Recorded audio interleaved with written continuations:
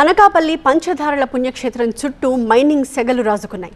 మైనింగ్కి వ్యతిరేకంగా ఆందోళన చేస్తున్న వైసీపీ రేపు చెలో పంచదారల పిలుపుతో మరింత వేడి రాసుకుంది.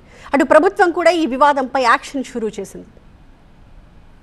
అనకాపల్లి జిల్లా పంచదారల పుణ్యక్షేత్రం చుట్టూ ఇప్పుడు మైనింగ్ వివాదం రాజుకుంది. చారిత్రాత్మక నేపథ్యం ఉన్న ఈ క్షేత్రం సమీపంలో ఇటీవల తవ్వకాలు జరగడం దుమారం రేపుతోంది. ఈ మైనింగ్ కు వ్యతిరేకంగా వైసీపీ ఆందోళనలు చేపట్టడంతో రాజకీయ వాతావరణం వేడెక్కింది. అటు ప్రభుత్వం కూడా ఈ అంశాన్ని సీరియస్ గా తీసుకుంది. పుణ్యక్షేత్ర పరిరక్షణకు తాము కట్టుబడి ఉన్నామని మంత్రి కొల్లు రవీంద్ర స్పష్టం చేశారు. అవసరమైతే ప్రత్యేక కమిటీతో విచారణ చేయించి తప్పు చేసిన వారిపై చర్యలు తీసుకుంటామని హెచ్చరించారు. పంచదార్లలో మైనింగ్ ను మినహాయిస్తామన్నారు.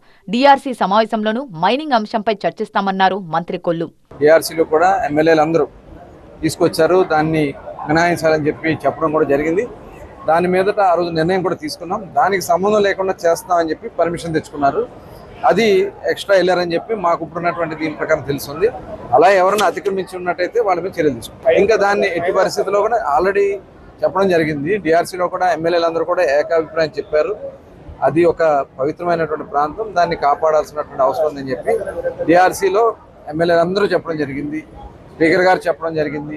డెఫినెట్గా దాన్ని ఎలా పరిరక్షణ చేయాలనేది తప్పకుండా ఈ రోజు డిఆర్సీ మీటింగ్ కూడా డిస్కస్ చేశాం. అయితే దీన్ని అతిక్రమించాలని చెప్పి కలెక్టర్ గారి దృష్టిలో కూడా నేను డిస్కస్ చేశాం.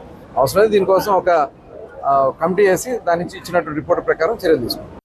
మరోవైపు పంచదారులపై ఆందోళనను ఉధృతం చేసిన వైసీపీ రేపు చలో పంచదారుల కార్యక్రమానికి పిలుపునిచ్చింది. వందలాది వాహనాల్లో వేలాది మందితో భారీ ఆందోళన చేపడతామని వైసీపీ నేత కురసాల కన్నబాబు హెచ్చరించారు.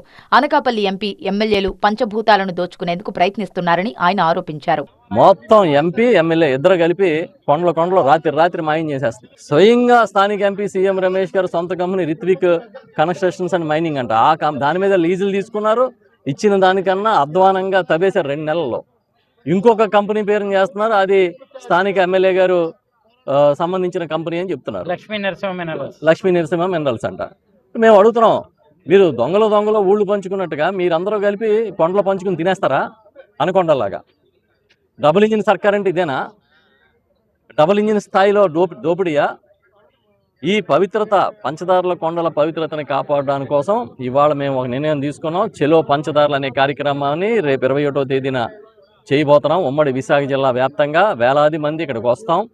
30 కిలోమీటర్ల పరిధిలో ఉన్న పంచదారుల కొండను నో మైనింగ్ జోన్గా ప్రకటించాలని వైసీపీ డిమాండ్ చేశారు.